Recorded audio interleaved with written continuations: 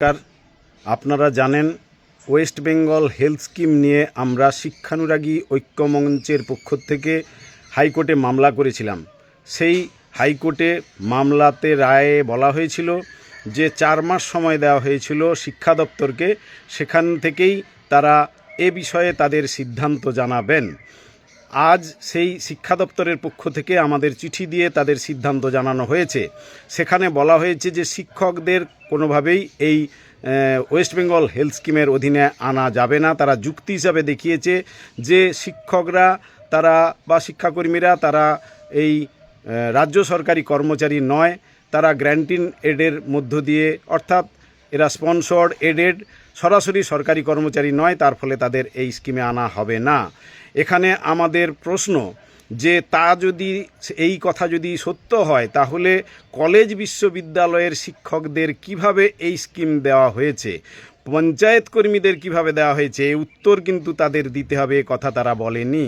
তারা বলেছে যে এই সরকারি কর্মচারীদের যে কথাটা বলা হয়েছে বলেছে তার ভিত্তিতে আমাদের এখানে প্রশ্ন যে রাইট টু এডুকেশন অ্যাক্টে পরিষ্কার উল্লেখ রয়েছে শিক্ষকদের ক্ষেত্রে কোনো ডিসক্রিমিনেশন করা যাবে না, বৈষম্য করা যাবে না।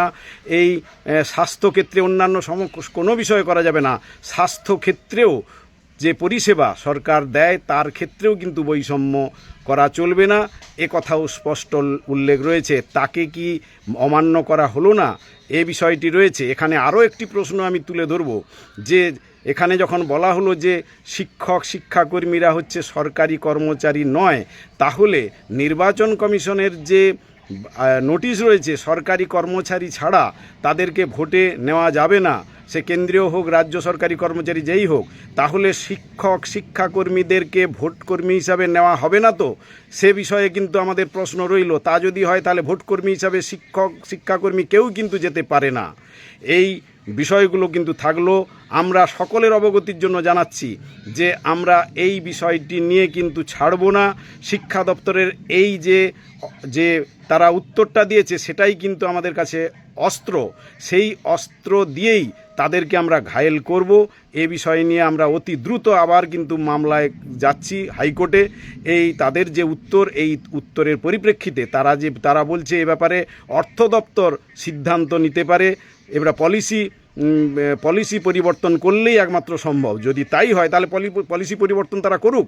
পলিসি পরিবর্তন করলেই যদি সম্ভব হয় তাহলে তো রাস্তা তো রয়েছে, তারাই তো বলে দিচ্ছে, তাহলে সে জায়গাটা তারা কেন করছে না, এ বিষয়টাও কিন্তু আমরা প্রশ্ন হিসাবে তুলে ধরছি। সমস্ত বিষয় নিয়ে আমরা আইনজীবী যারা রয়েছেন এবং যারা এই বিষয়টায় দক্ষ তাদের সঙ্গে আমরা আলোচনায় বসছি এবং অতি দ্রুত আমরা কিন্তু আইনি পদক্ষেপ গ্রহণ করতে চলেছি। সকলকে অনুরোধ করছি, সমস্ত রাজ্যের শিক্ষাকর্মী মহল যারা রয়েছেন তারা পাশে থাকুন, যাতে এই বিষয়টি নিয়ে আমরা আইনিভাবে লড়াই করে এই দাবি আমরা ছিনিয়ে আনতে পারি। নমস্কার, আমি কিঙ্কর অধিকারী, সাধারণ সম্পাদক, শিক্ষানুরাগী ঐক্যমঞ্চ।